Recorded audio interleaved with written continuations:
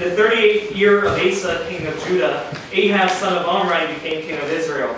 And he reigned in Samaria over Israel 22 years. Ahab, son of Omri, did more evil in the eyes of the Lord than any of those before him. He not only considered it trivial to commit the sins of Jeroboam, son of Nebat, but he also married Jezebel, daughter of Ethbaal, king of the Sidonians, and began to serve Baal and worship him. He set up an altar for Baal in the temple of Baal that he built in Samaria. Ahab also made an Asherah pole and did more to arouse the anger of the Lord, the God of Israel, than all the kings of Israel before him. Now to chapter 17, verse 1. Now Elijah the Tishbite from Tishbe in Gilead said to Ahab, As the Lord, the God of Israel lives, whom I serve, there will be neither dew nor rain in the next few years, except at my word. Amen. Now Pastor Kim will give us a sermon entitled, Courageous Man of Faith.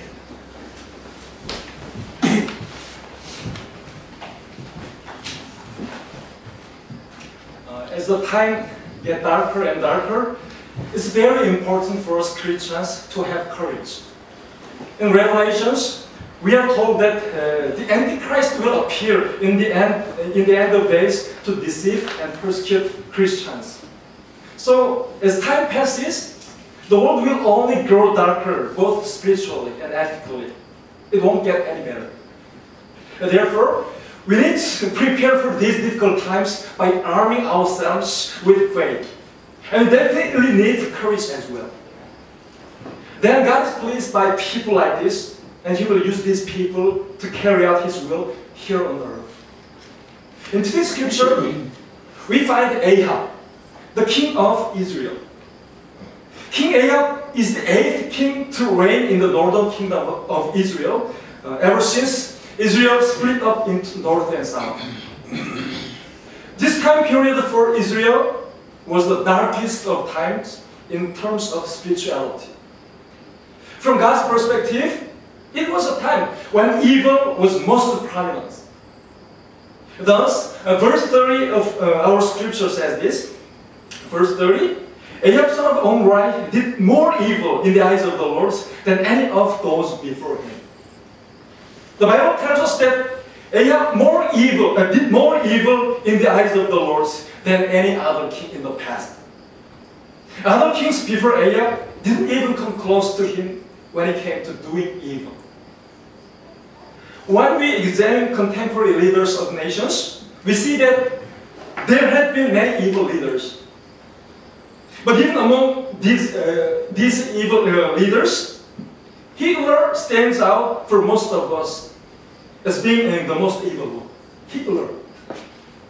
History tells us that Hitler brutally murdered 6 million Jews in the event we now know as the Holocaust. He didn't bother wasting bullets. He just put a bunch of them in the shower hole and poisoned them to death with deadly gases.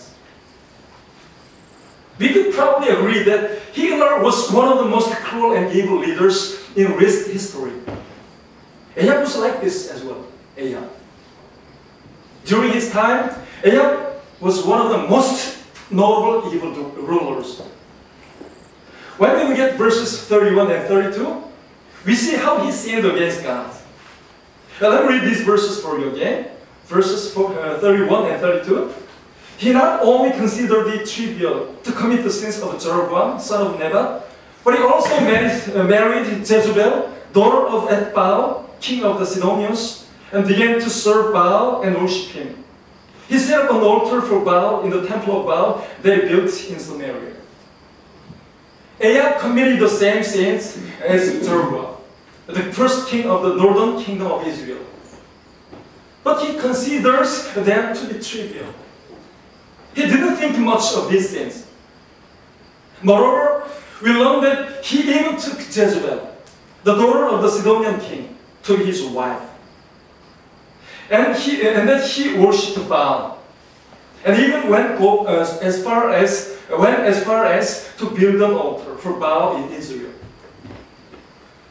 The sins of Jeroboam were that he didn't serve God according to God's law. You know, Jeroboam still served God, but the methods were different. It was wrong, not according to God's law. This is the sin of Jeroboam and the kings that followed him. But in Ahab's time, the target of worship changes. Ahab didn't serve God. He served his Sidonian wife's god called Baal. He pushed away God from the entire nation and filled it with Baal instead. This is Ahab's sin. Verse 33 says this.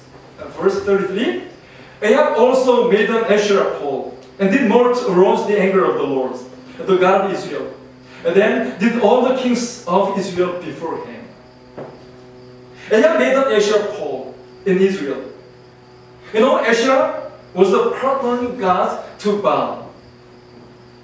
If Baal is male, Asherah would be female. Thus, wherever there's Baal, there's Asherah with it. Baal and Asherah became national gods of Israel. The people of Israel couldn't worship God anymore. They could not serve Baal, they could only serve Asherah and Baal. Ahab killed anyone who served the true God. Just like how Hitler nearly annihilated Jews, Ahab and Jezebel nearly annihilated the believers of God. That's what Ahab had done. And that's why our scripture tells us that Ahab did more to arouse the anger of the Lord than any king before him. This verse emphasizes the fact that Ahab was the most evil king in the eyes of the Lord. But in today's scripture, we find a man who will oppose the evil king. This person is none other than Elijah, the prophet. God sends Elijah to fight against Ahab. Let me read from 1 Kings 17:1 again. Verse 17:1. Now Elijah the Tishbite from Tishbe in Gilead said to Ahab, as the Lord, the God of Israel lives, whom I serve, there will be neither dew nor rain in the next few years except at my word. God sends Elijah to Ahab to renew Israel. God sends Elijah to Ahab to make the Israelites' hearts turn back to the Lord and to cause a great spiritual revival. Elijah was entrusted with a great task and a great responsibility. Through the first verse of 1 Kings chapter 17, we need to learn who this Elijah is. Who this Elijah is. We need to learn about who he is because we need to know what kind of person God uses. What kind of person God uses. First thing to point out to you is that Elijah wasn't a special person if you look at him from the outside. The only bit of information we have on Elijah in this verse is that he is a Tishbite from Tishbe. This is it. This is all we get about it. If you look from the world's perspective, that's all they had to say about it. Tishbe is a small region on the eastern part of Israel. Tishbe isn't the central place in Israel. And there's not much to boast about this place. If you compare it to our province, we could say that it must have been one of the small towns way up north near Alaska. Elijah is from a place like that. It is the only information about him the Bible gives us. What this tells us about who God uses is that He doesn't care about the outer makings of a person. God doesn't use people because they are from a good family. God doesn't use a person from a large central city. God doesn't use people who have much education under their belts. God doesn't use people who are good looking. This is what this account about Elijah tells us. We don't need to be obsessed with what makes up our outer appearances. Don't worry if you haven't had much education. Don't worry if you're poor. Don't worry if you're old or from a bad family. God doesn't care about these things. Then, why did God call Elijah to his work? Why? Why did God call Elijah?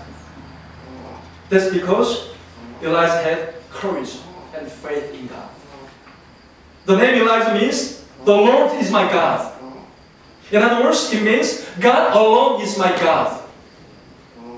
As his name suggests, Elijah had courage to believe in God. So when God tells him to go speak to Ahab to deliver the message from God, Elijah goes alone to Ahab to declare God's will. Let me read verse 1 again. Verse 1. Now Elijah the Tishbite from Tish in Gilead said to Ahab, as the Lord, the God of Israel lives, whom I serve, there will be neither dew nor rain in the next few years, except at my word. You know, Elijah declares this message to Ahab in the name of the Lord. He says, there will be neither dew nor rain in the next few years, except at my word. He went boldly and alone to King Ahab and he declared God's word. Remember, this was the time when you could have been executed just for saying God's name. But Elijah goes to the king and declares God's word.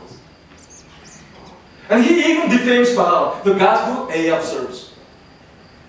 Baal is supposed to be God who controls nature and the climate. Rain, wind, temperature, and weather are all things that Baal is supposed to control.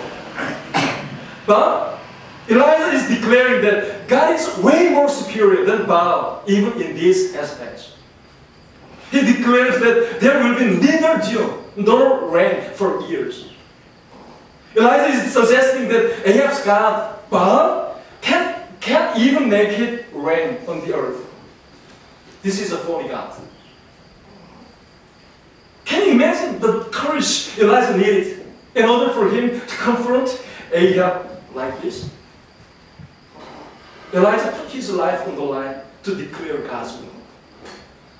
God saw this courage in Elijah and called him to this amazing work.